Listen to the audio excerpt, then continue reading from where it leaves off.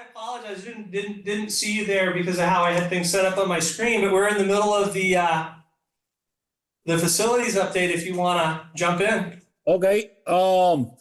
Yeah, sorry I'm late. Got tied up with something else. We'll start with Cavendish Senior there. The school painting is done. I mean, everybody can see, brightened up the school a lot. The playground's been completed. Big shout out to everybody in Cavendish that helped get that done. We got the slide moved and everything went well there, especially Jen Harper. Jen kind of spearheaded that, and I just put the pieces in order. All the schools are in good shape in the TRSU. We got a major project going on at Mount Holly that's now underway with the boiler. That'll be really in full swing after tomorrow. The other schools, everything is good to go. We had a little bit of a problem with our air handlers at Chester Andover. We got that taken care of. And Green Mountain, we're waiting on a compressor project that we're working on. So, Chester Andover, we're also waiting on one estimate to move forward with a FEMA project. So that's been a long, drawn out affair, but that's moving I think in a good direction. And we won't even talk about PFAS at Mount Holly because that just discourages everybody. That's kind of moving nowhere right now. So unless anybody's got any questions, that's about it. Like I said, I apologize if I've left a few details kind of slip in the last month. Weren't we talking about like a different structure for reporting? Or was that? Yeah, so it kind of combined with the EMC discussion. Mm-hmm. The idea that there should be a 5-year facilities plan. And that was one of the things that EMC, could provide us. I think EEI can as well. And then having kind of transitioning, facilities over to potentially a quarterly report. Okay. And so what you would see on the plan is all the projects that, need to be done over the next 5 years, what the priorities are, what we should do first and what can wait a little bit later. It would also have, any information that we have on potential quotes, and, which school that it affects. And the other reason to have that is it's adds dual control, kind of the financial side of things, is that, once that work is done, Todd would, put the checkbox on there that it's complete. And then, somebody, myself or Cheryl potentially, we would go in and do a visual inspection and just make sure it's there. And that's a good thing. The insurance companies like to see you doing that, having a dual control. Yeah, we spent $50,000 on a piece of equipment. Let's go make sure that it's there. Yeah, that's sort of thing. Okay, I couldn't remember. So if the board is amendable to that.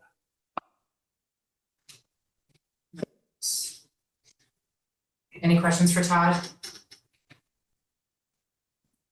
All right, we'll move on to. Can I just ask a quick question? Sorry. Todd, is there an estimated date that the Mount Holly project will be done? By the 1st of October, they're saying they're thinking that's going to go fairly quick. They're going to have the old boiler pulled out in just a few days. And as soon as that's out, I think the biggest thing we'll wait on is Irving coming and dropping the tanks, the new propane tanks underground. That'll be the last of it. The oil tank coming out of the ground, that's about the only hiccup I could see, knock on wood, is if that tank had leaked any. But we won't know that. There's no way to know that until they start digging that up. I have X-ray vision. It hasn't. It's good. Okay, good. I'm glad. All right, any other questions? All right, so Emma, curriculum director report. Yes, hi everybody. So I had inserted the report into the curriculum link that's live on the website. And so the plan, unless I hear otherwise from the board, is really I'll be reporting on different content areas specifically throughout the year, but focused on what are students learning, how are our students performing, and then what are we doing to continuously improve teaching and learning. So I would present similar to years past on the LMH and the GM, and then provide the written report will be live on the TRSU website, and then I can answer any questions for the TRSU board at this meeting. Generally, this curriculum report had to do with our opening in service. We had a keynote, Mirko Chardon, come to talk broadly about making more inclusive spaces. Also a part of the curriculum director's report also includes how each of the changes that we're doing in schools, how they're linking towards our continuous improvement goals, which, as you know, was approved in the spring. So this one is really focused on the third, safe and healthy schools, where our classrooms are really focused on creating more inclusive environments beginning at the school year. A couple of other pieces that are upcoming, our fall benchmark period starts on the 9th. So all schools will be doing our benchmark screening assessments. So we'll have data on that by the beginning of October that we'll be able to report on in literacy and math. So that's essentially the gist of the report, but I'll have a more detailed presentation that's linked to the topics in the report for the LMH and GM board meeting. Anyone have any questions from them? Emma, could you just go into a little more detail in regards to your keynote speaker and then this safe and healthy inclusive spaces? Yeah, so Mirko Chardon works for an organization called known as Novak Education, and so they are actually do quite a bit of work around creating multi-layered systems of support, so all students feel seen, valued, heard. He is actually one of the contributors of Universal Design for Learning, which is an instructional methodology where you think about how students present as learners, and then you learn about who they are, and then you design your instruction to meet content. So he came to just talk broadly about what that looks like in all spaces in schools. And then more specifically in the afternoon, he spoke with teachers K through 12 around how to put that into practice and what that looks like. So individualizing education for each student effectively? Exactly. Yeah, I mean, we use a lot of terms in education, and it's using a personalized approach is another word, differentiation. It's really kind of encompassing that, where we're designing universal instruction to meet the needs of all our students. And so the backbone really of that is really understanding who your students are relationally, and then knowing how to get there through certain flexible pathways. Okay. All right. Okay. Does anybody have anything else? Okay. All right. Thank you, Emma. You're welcome. All right, Cheryl, financial update. So I'd ask the same question of how you want me to report now, because I know we're changing things. So I did write up a little report and put it in the folder. So at Green Mountain, they just asked me any questions for me. So I'm not sure how you want me to present. I'm fine with doing that, but I don't want to speak for the whole board. So, how does anybody feel strongly about having Cheryl go through everything, or a little synopsis, or what would you like? I think at least a synopsis. I mean, I think financial is one of our biggest things, and I do have it written up, it's in the folder. Right, but I mean, I just think people hearing it that are at the meetings I'm fine or with whatever whatever. you want to do, I just need to know so I can. Yeah, that would be my opinion. Okay, Jeff, do you have any thoughts? Lisa, anybody? so you want me to do both? I'll do a written thing, leave it in the folder, so anybody that wasn't at the meeting can still see it. That would say. I think that would be great, yeah. Okay, so you had July and August in total. I'll do my thing. And right now it's minimal because we just have the year-round employees and the supplies that we order for school and stuff like that. So it's minimal. Our first big payroll is tomorrow. So fingers crossed we got everybody. We had a lot of turnover this year and a lot of moving people, and so it's very challenging. And we've got 3 of us looking at it. So it went really well. One of the things that has changed this year is the Universal Chart of Accounts asks that we put EEE or ECSE, early childhood special education, that's a new acronym for me, into its own fund. So I have included it with the special ed report so that you will be able to see them together, but you will see it in the separate. But it's under the umbrella of special ed. Yes, yes, so I've included in that report so you can still see it as that, but it's pulled out separately. And so the universal chart of accounts, when I do my statistical reporting for the state, I have to go in and change the numbers and report to the state correctly. So each year I've been trying to make the changes that I need to change so that hopefully at some point they will come in and I can just pull the report to them and I don't have to make any changes. But some of the things that they ask for don't make sense to me. Like tuition, they want all at the district level and not like high school elementary. So, or related to the school. So we have like Cavendish and Ludlow has tuition between the schools for our choice program, but they want it to be at the district level and not like at Cavendish or at Ludlow, which I want to see there from a budgeting standpoint, just for be able to look at it cleaner. So when I do the stat report, I change it, so this is how the state wants it. So some things I'm not sure I will ever change, while my tenure is here. So those are just things that I have to work on. So, and our auditors will be on site from Tuesday to Thursday. So lots of fun to be had. Didn't just end a audit, like wasn't maybe, Every year. but I feel like you reported that everything, all the so- thing, I just feel like there was a report that I just sent. We do a pre-audit. Oh, We okay. do a pre-audit and we give them a lot of information so they can set up their templates and software and get our balance forward and do all those things like in April, May. So I we're always preparing for it, reconciling it, or, you know, Okay, no. it's there's probably always me. a process in it. Yeah, the reporting piece, my brain's starting to function now. If policy governance is adopted, that will change. Okay. It's usually the written reports that folks will put in, and then if there's questions. Or if there's something that, is really important that you want to come in and have them get you a full presentation. But for now, we'll continue until that decision is made. We'll talk about this. Let me know what you guys. Okay. All right, does anyone have any questions for Cheryl?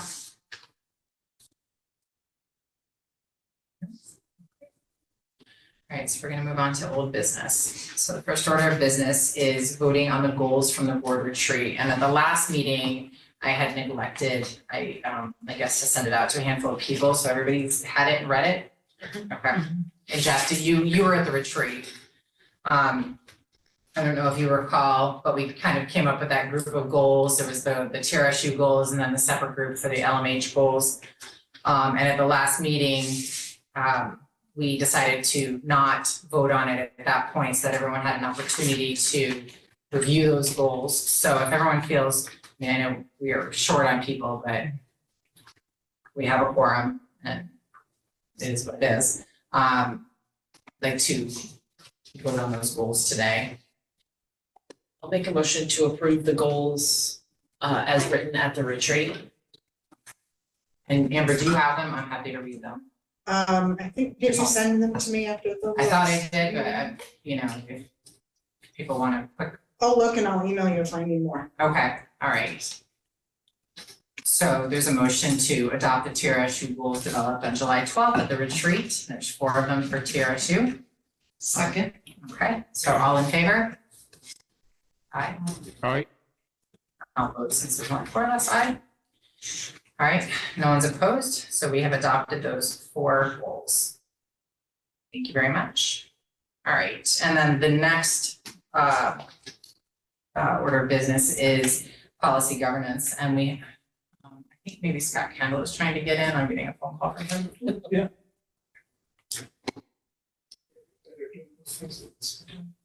I'll hold off, please. Yeah, this is. See him? Okay, Scott, can you hear us? And now, Okay, sorry about that. Okay. So just quickly, we've kind of gone through all the reports and we just adopted the TRSU goals that were developed at the retreat. And our next order of business is discussing and possibly adopting policy governance for the TRSU level, not for the individual boards. So Lisa was there, you weren't, but you had some discussion about it at LMH, right? You guys, there was like some level of discussion. So are you aware of the policy governance model? And We did discuss it. We have not made any decision about it, but we did discuss it. Oh, Yeah. no, just for, so I just want to make sure you're aware, because this will be, so since it's 3 boards, all 3 boards are gonna have the opportunity. So like 2 boards may decide to do it and 1 may not, or something like that. So, but for the TRSU board, for the purposes of today, it's just for the TRSU board for Lane's evaluation, if we want to engage in the policy governance model. So I don't know if people want to discuss that. I guess one of my questions is with the 3 boards, how does that work in terms of which of the policies and goals are under TRSU, which are under Green Mountain, which are under Ludlow Mount Holly, and in evaluating you in meeting those, does it need to be, do all of the things that we as a board want to evaluate you on need to be enacted at the TRSU level? And what happens when there's a conflict between, one board does one thing and another says this other thing is a priority? So I think earlier we had talked about, Jeannie Collins coming back on the 27th Yeah. To do a training. And so those would be really good questions for her to be able to kind of suss out a little bit. Typically what happens is there are your collective ends, right, which is kind of your improvement plans in a sense, that I'm working on. We've established together with whichever boards those improvement plans go with, what the goals are, what the measurements are, what the data is going to be collected to show improvement. And it's that data that's used for the evaluation process. So that's on the achieving the goals side. The other aspect of it is the executive limitations, which each board could have separately if they chose to do so, which is limiting what I'm allowed to do as I try to achieve the goals, as the district tries to achieve the goals, and then making sure I'm in compliance with that. So those are the two main pieces. So my guess is, thinking about it logically, is that if the improvement plans are different across the 2 boards, the 2 district boards, could potentially have different could do their own evaluations, right? And the TRSU could do its as well. The boards don't evaluate you, just TRSU. In here, okay, yeah. But so then the evaluation of TRSU would be on achieving the goals that the individual boards have. And that's why I was, Yeah. I want to address this board, and then as we move through, and hopefully, I know a good amount of us were at a good amount of GM was at the retreat, and I felt it was pretty well received. But specifically because we've been trying to deal with the evaluation process. That's why I want the TRSU to at least be moving forward. And we don't have to vote on it today, but I'd at least like to have some discussion on, if you're thinking that we don't want to do policy governance in regards to his evaluation, then what do we want to do? Because, we're already in the year, so I want to start setting up something that's going to be there for him, so he kind of has the bars to meet. Right. And a finalized decision too for Jeannie, because she's ready to go on the 27th. Yes. And just Jeannie is the one that presented at the retreat. Okay. And she's coming when? We've got her set up for the 27th of this month, because people said Fridays were good days. And so, we haven't signed the contract with her yet. She's actually getting that out. So if the board decides that it wants to move forward, it would be authorizing, me or Adrian to sign the contract. And that the purpose and the time of that meeting would be? So it would probably be a fairly full day. It would be an overview of policy governance, and then asking all the important questions that you have about it, especially as it pertains to a district that's got 3 separate boards. And then deciding if it's, it might be the information you need to decide if it's right for you. So we would be having this presentation before we're deciding to adopt the policy, or the other way around, adopt in general so that we know it makes sense to invest in this. The other thing the other possibility, and I can talk with Jeannie about it, is if you decide to move forward with policy governance, is that day that she could do the overview and then start working with you on developing your, what they call the ends, what your goals are, right? Which you kind of have an outline in your improvement plans, and then around the executive limitations, and start to develop those. That had been more Talk my about- impression is what the 27th was gonna be about. We'd anticipated that, people were gonna be at, board meetings and having these discussions prior, and then on the 27th, it would be kind of this immersive, this is how the boards then utilize this for evaluations and for, when we're getting reports, how we're gonna be evaluating, if the ends are being met, that sort of thing, because it's, and I'm kind of, I don't want to misspeak, so please pardon me if I do, but it's, it's gonna take about a year to really fully kind of, pull this into our process, the policy changes, so there's like some core policies that we'll put together initially, which is what more of the evaluation will be on, but then all of our policies, or a good amount of our policies, then we'll have to go through the process. Am I misspeaking? No, it's, it'll be a bit of a process, but you could probably have the executive limitation should be easy because there's a lot that are common to pretty much every organization. And that's the initial 10 or 12, right? Yeah, and then if there are things that you want that are very specific to here that you want to see happening, then you may have some special executive limitations there. You've also got the goals, right? Your ends policies, which is what we're trying to achieve, which is, why we're engaged in the work we are with kids. Those, like I said, you've already kind of got those mapped out. With a facilitator helping you, you could probably have them done in a meeting or two. And then where the complicated piece would come in the first year, it's not really complicated, it just takes more time, is that when you develop a policy, so let's talk about your ends policy, let's say that your goal is that every student has foundational knowledge in mathematics, right? That's a really broad goal. What does it mean? Well, you leave it broad on purpose as a board because you want to hand it over to the experts within the district, the teachers and the administrators, to kind of define what that means. So we'll look at what that is commonly accepted as meaning in educational practice in the here and now, and we'll do what's called an interpretation, and I'll present that to the board, and if it seems reasonable to you, then you accept it.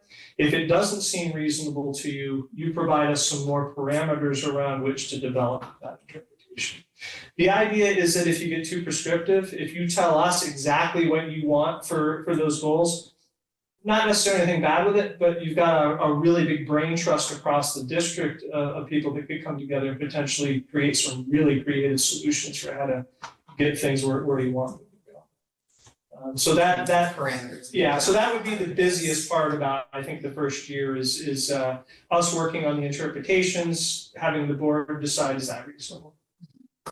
And we had discussed potentially restructuring the policy committee so that, for this purpose. Right. So, I'm happy to continue this into next month. I just want to make sure we're making forward progress. And I know it's been a little hard with patchy attendance, but, I feel that it is important that we establish some level of evaluation for him. And then we also have a structure where I sometimes don't feel like we're operating in the most structured way. It's it takes a little bit to learn, but it's actually quite simple once you've learned it, and it makes a lot of sense. I think my initial thoughts are, and I don't know that I have my brain wrapped completely around it, not having been at the retreat and that, but I feel like a good place to start is at this board because we are sort of comprised of two different districts. And so it would be a good way to pilot it, if you will. And also keep this board a little bit more efficient, where the details are in the other two districts, and this is much more broad, I think, already. my fear in what I'm hearing tonight is the creation of it happening, at, during the week when a lot of people are working, and who's gonna be able to attend. And are we going to have a good cross-section of people so that both boards are represented appropriately? And so that's my big concern in tonight, I guess. Yeah, I would recommend the starting place is, do we want, are we sure on Jeannie and exactly if we are, what do we want? Or just not so that people are comfortable getting what they need. I mean, I thought and Jeff and Scott were there, if there's anybody else on there that was, I think she did a fantastic job in explaining it, and maybe that's why I'm so like, okay, this sounds great, let's move. So maybe other people didn't hear it. It really is going to be an effective process, but it's different than what we do now. It's vastly different. So, yeah, I can talk to her as long as everyone's agreeing that she's the one to do this. I have no problem with her being the person. I'm curious about, I cannot take a Friday off from work at this point. So who from Ludlow Mount Holly is gonna be able to represent us? Can Julie, can Dave? They were at the retreat, and I Right, believe and- they said Friday, like it was kind of the people at the Okay. retreat that, were like Fridays is the Okay. best day of the week to try to do this one. Cause we were trying to figure out what day, obviously everyone said no to weekends. Right. So, trying to figure out the best work day that was available, and Friday was the one that rose to the top. Okay. As long as there's a good cross-section of people, I don't have to be there, that's why we have a board. I can also ask Jeannie, or if we're gonna send a contract with her, ask her to create some sort of PowerPoint or some sort of something that can then be sent out to people that We don't. could probably videotape the presentation that day. The whole 8 hours or just? Yeah, and we can talk with her about the timing of it. I just want, Scott, it looked like Scott had his hand up for a minute. Can't see. I was just gonna agree with, we definitely should do it, and also, both boards should be, present and a part of this, equally. If we're seriously gonna go through with something, and like everybody's saying, try to keep it as simple as possible, as structured as possible in the TRSU board, first. I guess that's all I got to say. I think the only thing we need to be kind of discussing then is it's just, and it's people we can't keep putting things off if people can't, attend. I don't know how to address that Right, fairly. I know right. people have work out of state or can't, or don't have the flexibility, but I don't know how to make sure that I'm having the hardest time putting things off until everybody's available, I think will be indefinite. Right, that's what I'm saying, I don't as know long how as to- somebody from our board is there, it doesn't have to be me, I'm not required, Yeah. But if we can't, then maybe we would need to look at like 2 shorter afternoon evenings, like, if I could get here at 3:30 and work till 7 or, like that might, I don't know, I'm just saying, like, I would feel more comfortable if there's a better cross section, not necessarily that it has to be me. Do you mind reaching out to your board and because it'll go out once we have the confirmation. Right. Do you mind reaching out to them and seeing who's willing to be, committed to coming that day, or even maybe 2 of them splitting it up if they can, or something along those Yeah, no, I lines? can do that. Okay. You want me to see if she can split it up? I think we talked about that at the retreat, and she Yeah, said that wouldn't be as effective. And then I also think there was also some logistical stuff because she was in Canada, and so I think there was, there was like a lot of discussion about Right. how to get this moving. I just don't remember exactly all of it right now. Right. But yeah, if maybe there's a way that she could, if it can be videoed so people can watch it at their leisure, or if some sort of PowerPoint can be put together that makes sense to just review independently, or something along those lines. Should we try to make like a date that we're definitely gonna have something done by, to try to have some sort of structure to it. Do you mean when Jeannie comes and talks to us? Well, or just well, I mean, I know we're doing it the 27th. But if we're actually gonna go through with it or not, you know what I mean? Revisit it at the next TRSU meeting, like the Okay. following, what, a week later? At the next Okay. TRSU meeting? Yeah, or the 27th, so like the following Thursday would be the next TRSU meeting. Does that work? Yes. Okay, so I guess to summarize this, then you're going to reach out to Jeannie about the 27th, the contract and some options for communication, and then we will revisit TRSU level policy governance at the next meeting. Does that sound right to everybody? And I'm gonna get an email out to Mount Holly TRSU members. Yeah. To make sure that somebody is there and committed. Is it not all members? That's the 27th, all members, just. I think anybody can go. Okay, so I'll do the whole But board then. for our purposes, like for TRSU. Kelly was just gonna. Oh, I Right. see, yeah. Right, so Yeah. I'll email Kelly English about adding it to our agenda as well, so we have a discussion. But yes, yeah, you're right. Anyone from any of the boards can attend it. In fact, it would be encouraged. And again, at the retreat, everybody was pretty positive about it and like excited. So I would expect that most people, were still planning on being there. Okay, all right. Is there any more on that? All right. So on to new business, we have the VSBA proxy. Yeah, so the Vermont School Board Insurance Trust, which is the organization that covers the insurance for the school districts in Vermont. Because you are a member, you do have voting rights when they meet to do their reorganizational meeting, which I believe it's the end of October 25th. And it allows you to go in and vote on who potentially the new board members are when they reorganize. That's a choice that this board would decide on. Do you want to vote somebody to go attend that meeting and vote on behalf of the board?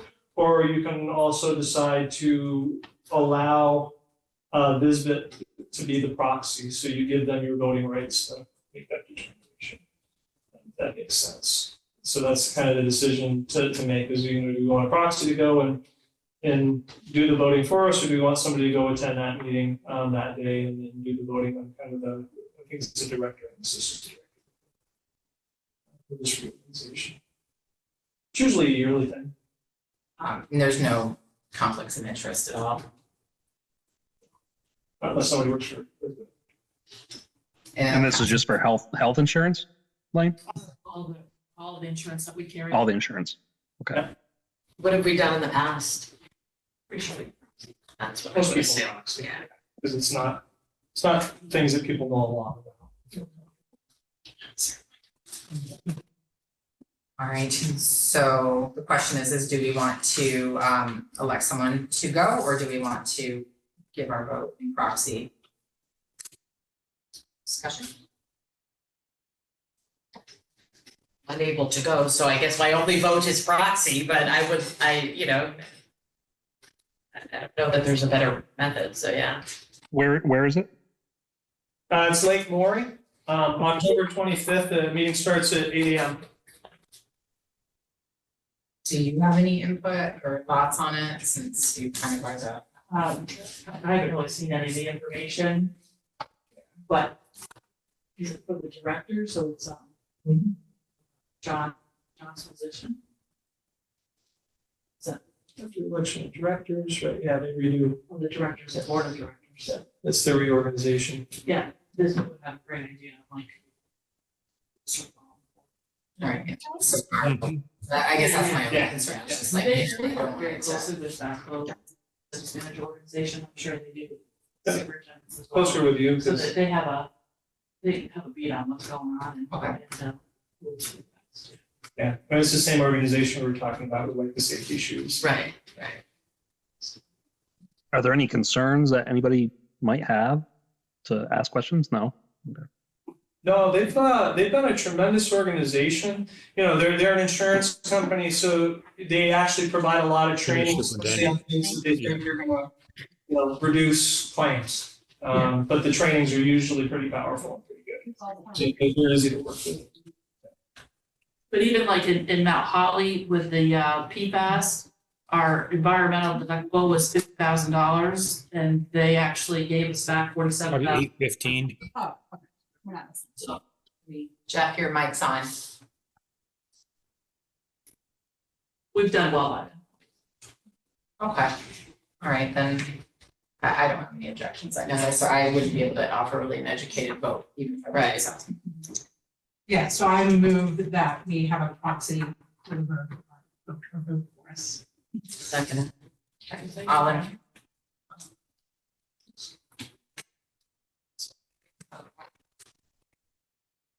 So all in favor of the motion to have our vote be done by proxy by Visbit, I, Aye. opposed? Okay, motion passes. All right, and then the next order of business is the new hire.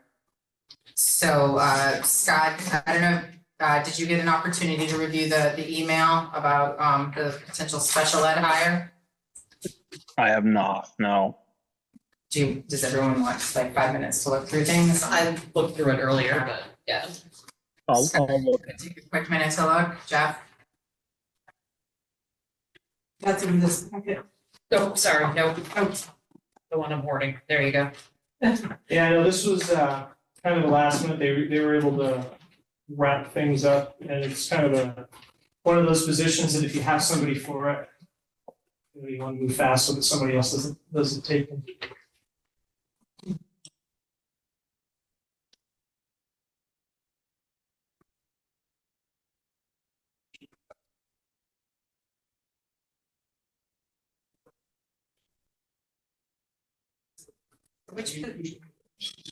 Which position is this for? This is for early education, special education position for Green Mountain. Green Mountain, Yeah, so we provide special education services to our region.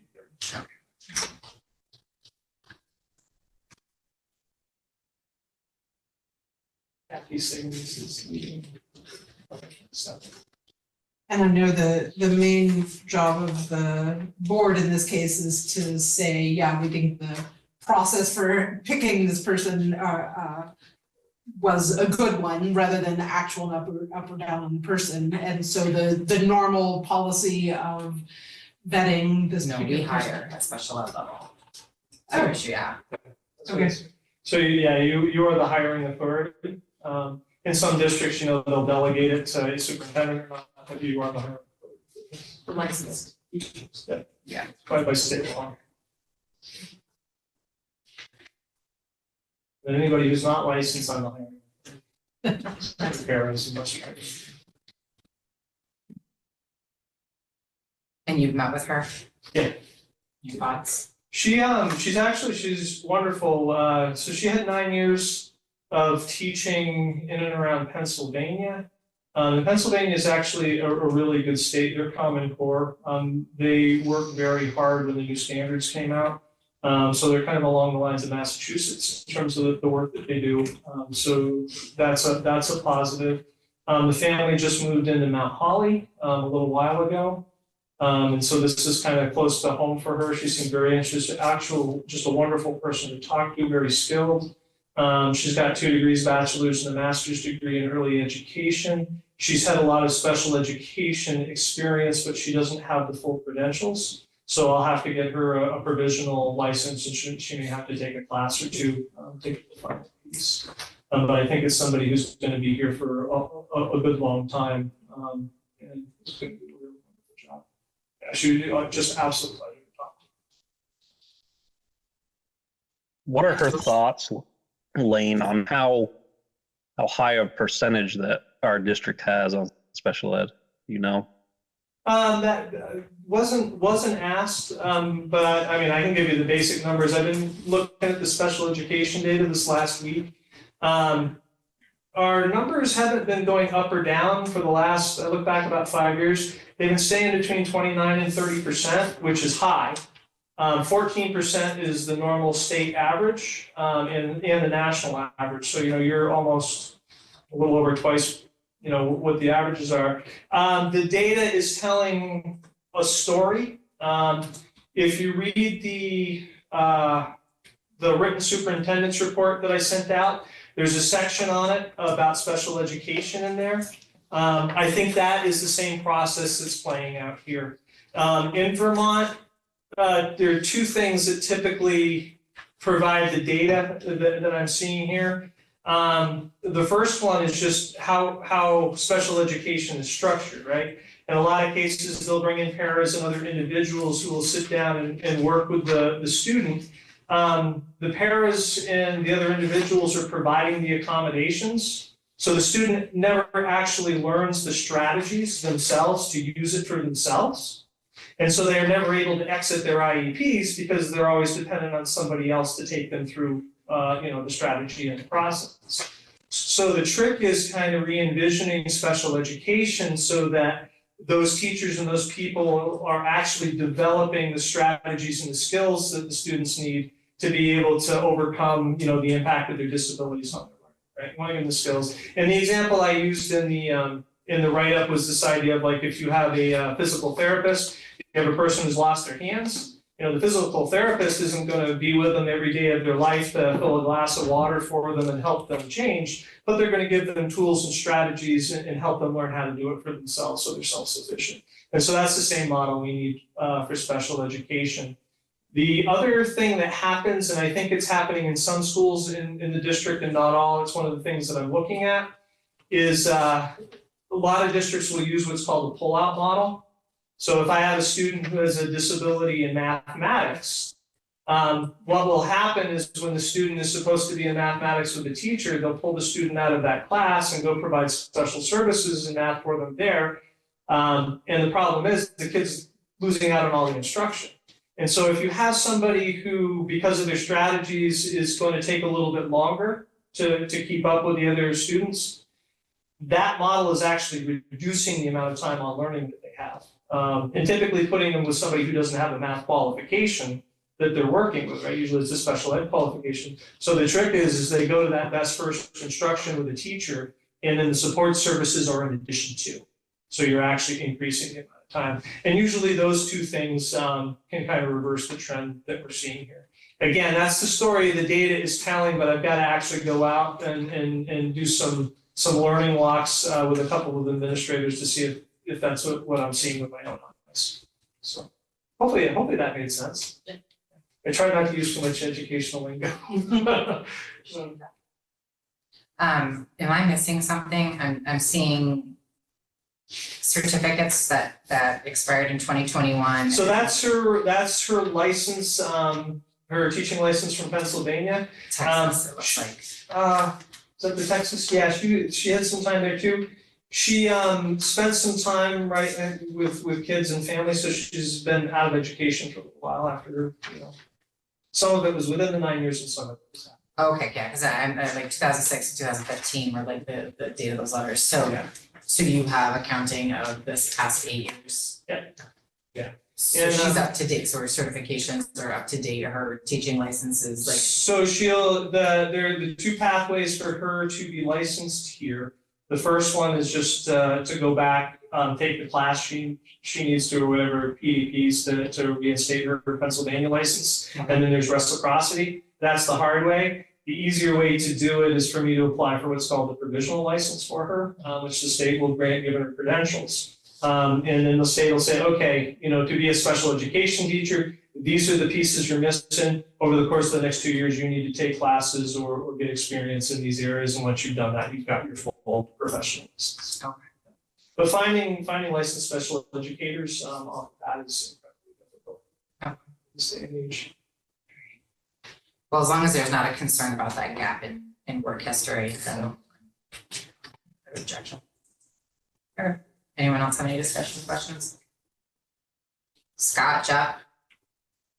I'm good at the moment. I mean, I guess my only thing with the special education numbers, the percentage, I understand and agree with what Lane said with the trend for the period of time. I mean, I'm one that's personally seen this, and I not 100% with how special education goes in our district or state or whatever. I'd love to see people in the special education department be held accountable. As Lane knows, I've had this conversation with him before, and Mr. Broadley. I feel that there's a lot of kids in special education that shouldn't be there, that maybe they're there because of behavioral problems or issues, not so much learning. I don't know. There's a lot I could go on about, but special education is definitely one topic that really is a sensitive thing with me right now. Yeah, I agree. There is work to be done. I don't want to go too deep because again, I want to go and see it with my own eyes. I'm just looking at the data and saying, hey, I've seen this pattern before. But if it plays out the way that it looks, then it's our job as administrators to go in and kind of set the goals for the re-envisioning, get them trained and then to provide the support to make sure that they're doing it. And then at that point in time, we're able to really hold folks accountable. We've been clear. We provided the training. The expectations are this in terms of how we're doing things. And then we track the data in terms of progress. And tracking the data is actually pretty easy. It's taking a look at the number of students on IEPs and is it decreasing over time or is it increasing? And the other thing to look at is what I call the severity of the IEP. How much time in terms of services is the kid being provided? If they're being provided this much in a school day, that's a pretty severe IEP, so we're going to rate that as a 6. And over the course of time, if we're doing our job right and the students are acquiring the skills to do it for themselves, even if they don't come off the IEP, you should see the amount of time that they need services provided reduce. And so, over the course of time, as they're rating students on the severity scale, you want to see them approaching the 2 or 1. I think this conversation is absolutely appropriate. I'm just not sure it's in relation to hiring a teacher. That's all. Sorry about that. Being efficient about. Yeah, That's all. you're right. Okay. The only thing I was saying is it'd be nice to have a way to say we hire somebody on and say 6 months down the road they're not doing or our numbers are going up, our percentage is going up. Is there a way to hold people accountable? That's all I'm saying. I mean, for this lady's hire, I mean, everything I can see looks decent. So, I mean, I'm first 2 years they're probationary teachers. So they, in the old parlance, they don't have tenure. So people that aren't performing within those first 2 years, as long as we've done our observations and provided feedback, we can just say at the end of the year, it's not a good match. We're going to try to find somebody else for the position. Okay. Once they hit year 3, the process is a lot different. Okay. Yeah. Right? Yeah. Okay. So I'll make a motion to hire Christina Shelley for the early ed special ed position in the TRSU. Second. So Lisa got that. All right, all in favor? Aye. Opposed? Okay, all right. All set there. Okay, moving on. We are to our last public comment. I don't see any hands. Can I make a quick public comment as opposed to a board member thing? So yeah, this week through my kids and other families, I became aware of 4 fights at Green Mountain. Saw a video of one of them that was, shown to my 9-year-old and spread pretty broadly. And I understand that the fights need to be addressed in and of themselves and with the people who are involved in those families, but I also think that because the information is out there so broadly, it would be really useful to have a broader response, because these same communities where people are wondering about, is it safe to send my kid there, are getting that information, and it might be really helpful to just to make sure that the information about this is being addressed, and what will make it less likely to happen in the future if that is equally broadly spread. So as a member of the public, did you bring your complaints to John or concerns and talk to John Bradley about it? I emailed him. Okay, did you get a response? I have not yet. Okay, when was the email?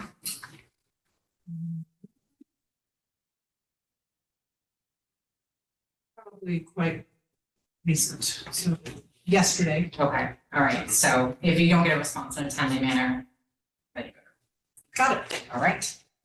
All right, thank you for that. Any public comment from either of you? Nope. Okay. All right, so then we are into our next TRSU meeting, which is October 3rd. In my head, I thought it was November. So October 3rd, huh? Let's not push it. Oh. And that'll be at Ludlow, at a regular time of 6 p.m. And then I think it's fair to say that we're gonna move forward with the September 27th date at this point. So, September 27th, I think we discussed it being at GM, didn't we, in the library? But that'll be during the school day, so I guess that needs to be. I'll confirm with John, so I can check in on that piece tomorrow just as well. Okay, And then I'm working out the details of meeting on Zoom with Jean on Tuesday. okay, all right, so I'll just broadly say September 27th, place to be determined, Yeah. and time to be determined, okay. And then, since we just adopted the TRSU, I won't review them, but we'll put them in our agendas moving forward so that we can review them after every meeting. So now we are on to our board self-evaluation. All right, so board members were given and have read the agenda background materials prior to this meeting. Except for that one thing, yep, sure. Yeah, that way I'm not, and in all fairness, that's not today, so nobody's gonna get it. All right, board members were respectful to each other, the public and the administration. Yep. Yes. Okay, all right. Board members handled conflict openly and constructively. Always. Scott, did you say something? I said always. Sorry. Board members focus on the role and responsibility of the board. Yes. I think we did. Board members act as a team once a decision has been made and work collaboratively throughout the decision making. Yeah. Great. Okay, with that, this meeting is adjourned at 7:04. Sure. You're right on pulse. Yeah. Yeah.